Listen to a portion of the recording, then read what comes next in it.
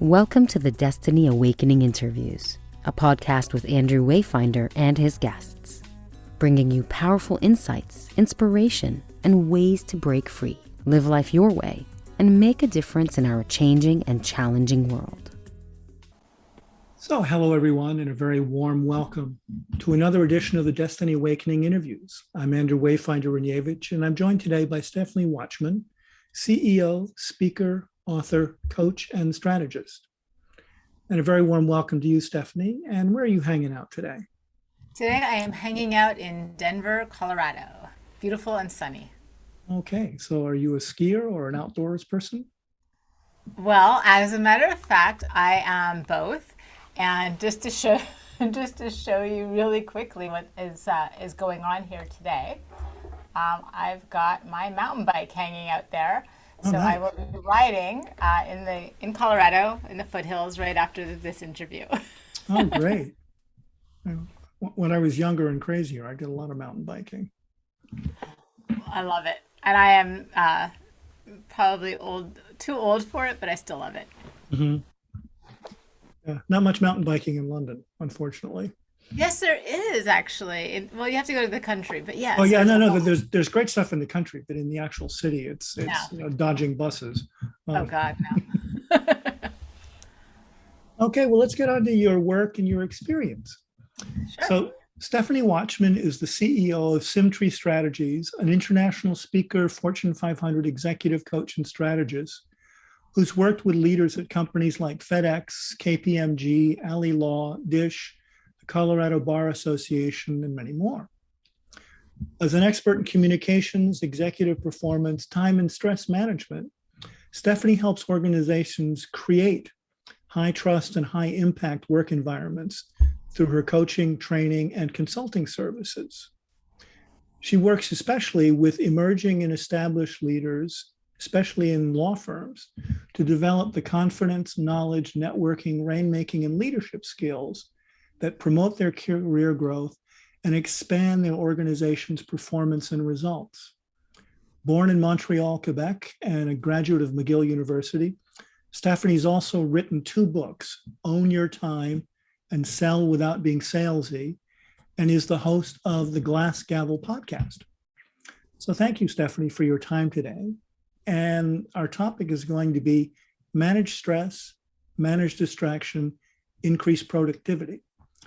And Stephanie's going to unpack that by answering 6 questions.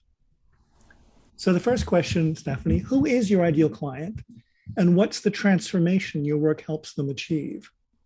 Yeah, so my ideal client is usually somebody who works in professional services or is within the leadership level of their organization, who is stressed out, burning the candle at both ends, doesn't know what to do first, has too much going on. Oh, yeah, I would also like to have a life outside of work. And that's really who I work with. And the outcome that I help them achieve is usually to find more space in their day, carve out time for themselves, and carve out really good quality time for their personal lives. And the work that I do is really focused on that, because it's one thing to just work. It's another thing to not have any time or time for self-care. And I don't mean that you have to meditate 20 minutes a day sitting on a cushion in your office, but it's like, how do you weave self-time into your day versus having to feel like you have to carve out chunks of it? Okay, well, it seems like you've answered question number 2, but I'll ask it anyway. So what's the biggest challenge they're facing? Yeah, so the biggest challenge, and everybody has their own challenges, right? But typically the biggest challenge is that they have way too many distractions in their day. Distractions from this fancy thing to pop-ups on their Outlook calendars, to their emails, to people in the olden days when they were coming into your office all the time, people coming into the office. Now it's Amazon deliveries and the doorbell ringing every 5 minutes, but there's so many distractions that take us away from our focus that we don't even realize that we can lose up to 25 minutes of productivity for every distraction, so that when you're working late, often the result of that is because you have way too many distractions in your day and you're not able to focus on one task at a time. So people that are, especially when you're working and you have family and you have job obligations at a very high level, can become very overwhelming. So question number 3, what's the number one insight you would share to help them with that right now? Can I give two? Sure. I give one and two because they go together. So the number one is have some awareness about what your distractions are. If you're losing 25 minutes of productivity for your distraction, so for example, I could be working on a document and then somebody texts me something, I lose my focus, I look at my text, and then I come back to what I'm working on. And now I have to remember where I was and get back into that headspace. That's where you lose a lot of productivity. So turn off your notifications and have awareness of what it is that's pulling your time away from your focus. And then manage it to the best of your ability. You can't do 100%, but a little bit more is probably going to give you more time in your day. That's number one. And number two is don't multitask. Try to do one thing at a time, because the research says that when you're doing multiple things at the same time, one, your brain can't do it. Your brain actually switches from one task to another, back and chewing gum and listening to music, to certain music. But if you you could lose up to 2 hours of productivity if you're multitasking because you make more mistakes. Okay, great. So question number 4, what concept, book, program, talk, or experience has been most impactful in your development? Oh boy, so many. My favorite one is a book by Tony Schwartz called The Energy Project.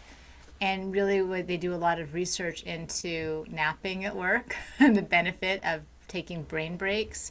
That's a big one. And the other one is a book called Positive Intelligence by Shirzad Chamine. And that's where you identify how you get in your own way and how to get out of it, because you might be a person who feels like you feed off of busyness, but that's actually just your own saboteur, your own way of getting in your own way, telling yourself that you need the busyness when you actually don't. Okay, we'll definitely put those in the show notes. So like Yeah, great resources. And what free resource would you like to share with the audience that can help them? Something from your own work? Definitely. I have a book that I've written called Own Your Time. It's super, super short, intentionally short, that has very good tools in it that will help people with procrastination, prioritization, self-awareness, energy management. Often we work at the wrong time of our day. So if you really have great energy in the morning, don't do things that are boring and time consuming like expense reports. Do things that you need good brain power for. So I talk about that in the book as well.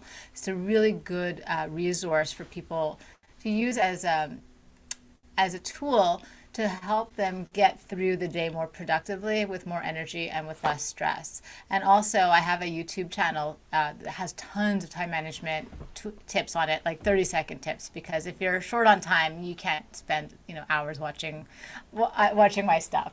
But I also speak all over the world on this topic. And so if anybody wanted information on that, I'm happy to share. Okay, and so that'll be at stephaniewachman.com, and that again will be in the show notes. And that's Stephanie IE. IE, yes. Nothing fancy there. Okay, so question number 6, the last question, Stephanie. What should I have asked you that I didn't? Yes, there's a lot of things that you should have asked me that you didn't. But here's the one that I would say you should ask me. Stephanie, management suck or productivity suck? Okay, you got a little bit garbled right there. Could you ask the question again? Because it didn't get it didn't. What didn't is come through. my personal productivity drain? Okay, Where do I lose my productivity? Okay, so what's your productivity Achilles heel? My productivity Achilles heel are YouTube videos on dogs. I have a problem whenever I need a break. I start watching these rescue videos on dogs, and I get notifications about new ones that come up, and I find that I lose more than 20 minutes at a time on those things. So that's a big, again, having awareness of where do you lose productivity and why. It's really normal. Your brain needs a break every 30 to 40 minutes. So timing those breaks in with little tiny moments of distraction for yourself is really helpful. But if you're doing it more than once or twice during your workday, you're going to lose a lot of time. And so guilty. Whenever I have to write a book, I find that I lose a lot of productivity and time. So it's always good to do a self-check. Mm-hmm. So yeah, it sounds like another aspect in a sense of mindfulness, just being very, it's fine to take a break, but to do it consciously. Yes, exactly. Exactly. Okay, well, that was perfect, Stephanie. Thank you so much for your time today. My pleasure. Nice to meet you. Okay, bye. Thanks for listening to the Destiny Awakening interviews. If you have a friend who would benefit, please share and subscribe to the show on iTunes and leave a review. We really appreciate it. And remember, always use your power for good.